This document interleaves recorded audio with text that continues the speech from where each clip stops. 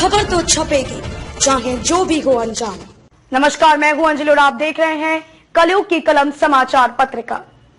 आइए नजर डालते हैं आज की प्रमुख खबर पर।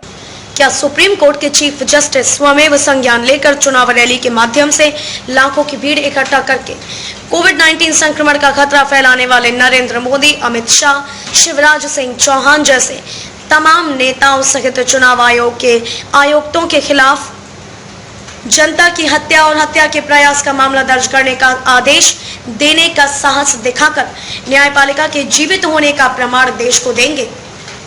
आम आदमी तो गरीब की लुगाई है, उसकी आबरू तो लूटने और लूटने के लिए ही होती है। हाँ, चुनाव के समय वोट के लिए जरूर कुछ समय के लिए उसकी पूछ परख हो जाती है, उसके बाद वो मरे या जिए किसी को कोई फर्क नहीं पड़ता। सारे नियम कानून उसकी छाती पर मूंग डालने के लिए होते हैं, मगर खास आदमी की तरफ कोई आंख उठाकर भी देखे तो उसकी आंख फोड़ दी जाती है। सारे कायदे कानून खास आदमियों की चौखट पर नाक रगड़ते दिखाई देते हैं। यही आज का सत्य और हकीकत है। देश भर में कोविड-19 कहर बरपा रखा है। कोविड-19 से मरने वालों की तादाद लगातार बढ़ती जा रही है। अस्पतालों में बेड कम पड़ रहे हैं तो शमशानों में अंतिम संस्कार के लिए जगह कम पड़ रही है। जहां अस्पतालों में कोविड-19 के मरीजों को जमीन पर लिटाया जा रहा है तो वहीं कोविड-19 से मरने वालों का अंतिम संस्कार खुले में सड़कों पर हो रहा है। मानव अधिकारों का खुलेआम चीरहरण हो रहा है।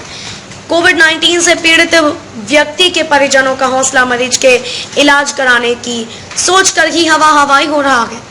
जहां सरकारी अस्पतालों की अव्यवस्थाएं और निजी अस्पतालों के भारी भरकम बिल कोरोना से ज्यादा कहर बरपा रहे हैं। सरकारी अस्पतालों के हालात बद से बदतर हैं।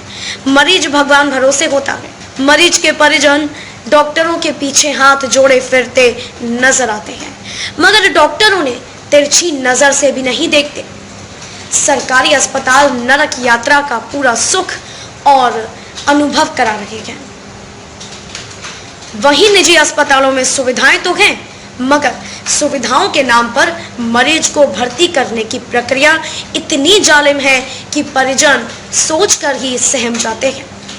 निजी अस्पताल में इलाज कराने का कम से कम औसतन बिल ही 2 से 3 लाख रुपए होता है। आम आदमी का मन जहां सरकारी अस्पताल में इलाज कराने पर मरीज की मौत से आशंकित रहता है तो वहीं निजी अस्पताल में इलाज कराने पर अनाप शनाप भारी भरकम बिल चुकाने की फिक्र से आफत का पहाड़ दोनों ओर खड़ा होता है। मतलब साफ है कि एक ओर सरकारी अस्पताल अराजक बने हुए हैं तो दूसरी ओर निजी अस्पताल नासूर। यह नकारात्मक सोच नहीं है बल्कि आज की हकीकत है। सरकारी और निजी अस्पतालों में भर्ती होकर इलाज कराने वालों से कहीं अधिक संख्या घर पर रहकर इलाज कराने वालों की है, मगर काउंसिल के जरिए इनके इलाज का कोई सिस्टम सरकार ने आज तक विकसित नहीं किया है। सरकार के पास अपनी नाकामियों पर पर्दा डालने का एक ही उपाय है, लॉकडाउन के अंधेरे रास्ते चलकर जनता पर जुल्मों सितम कर। लॉकडाउन किसी भी दृष्टिकोण से समस्या का समाधान नहीं है बल्कि खुद अपने आप में समस्या है। शासन और प्रशासन को आम आदमी के लिए कोरोना इलाज में अहम माने जाने वाले रेमडेसिविर इंजेक्शन की हो रही कालाबाजारी को रोकने के साथ उसकी उपलब्धता सुनिश्चित करने के लिए ठोस कदम उठाने के साथ ही अपने guest house, hostel, school, college, वातानुकूलित ऑफिसेज जो फ्री कोविड सेंटर में तब्दील करना चाहिए था। निजी अस्पतालों द्वारा आपदा को अवसर में बदलकर कोरोना इलाज के नाम पर की जा रही आर्थिक डकैती पर तत्काल रोक लगनी चाहिए थी, मगर शासन राष्ट्र तथा राज्य दोनों स्तरों पर असफल साबित हो चुका है। प्रशासनिक अधिकारियों ने अपना मानसिक संतुलन खोसा दिया है। पुलिसिया बर्बरता दरिंदगी हर दिन देश के चारों खूंट सोशल मीडिया की सुर्खियां बटोर रही है। सरकारी और दरबारी मीडिया तो मानो अपने जमीर को सत्ता पक्ष के हाथों बेच ही चुकी है। जब देश के प्रधानमंत्री होने के नाते नरेंद्र मोदी और उनकी कैबिनेट की पहली और अंतिम प्राथमिकता कोरोना महामारी की रोकथाम और आम आदमी की जिंदगी बचाने के लिए ठोस रणनीति बनाकर कारगर कदम उठाने की होनी चाहिए, तब नरेंद्र मोदी और उनके साथी देश के कुछ राज्यों में चुनाव खेलने में व्यस्त हैं। मोदी सहित उनकी पूरी टीम के लोग चुनावी रैलियों में लाखों लोगों की भीड़ इकट्ठा कर कोविड-19 संक्रमण के खतरे को फैलाने में पूरे मनोयोग से लगे हुए हैं, जो निश्चित रूप से मानव हत्या और हत्या के प्रयास का मामला बनता है।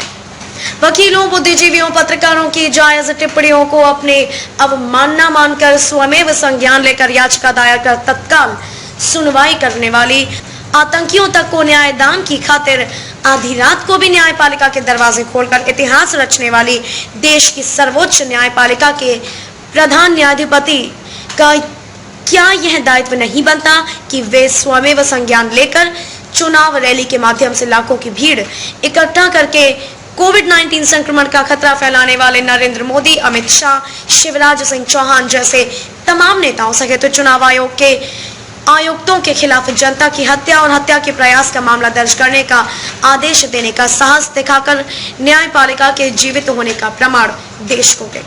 देश और देशवासियों का यह वाजिब सवाल और आशा भरी नजरें उच्चतम न्यायालय की ओर इसीलिए भी आज भी देशवासियों का अनेक जन विरोधी फैसलों के बाद भी उसी पर आस और विश्वास बना हुआ है। इस तरह की अपेक्षा सूरज को चुनौती दे चुके महामहिम से तो की नहीं जा सकती।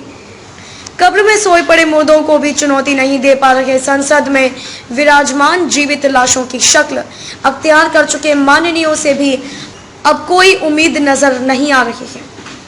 कोविड-19 की भयावहता का अंदाजा इसी बात से लगाया जा सकता है कि खास में भी खास संस्कृति की पोषक हवा भी जिन्हें उनकी मर्जी के बिना स्पर्श नहीं कर सकती, उसी न्यायपालिका के जस्टिस तक कोरोना संक्रमित होने लगे हैं, फिर तो आम आदमी की जिंदगी का अनुमान सहज ही लगाया जा सकता है। कटनी से लेखक अश्विनी बढ़गया, अधिवक्ता, स्वतंत्र पत्रकार की खास रिपोर्ट।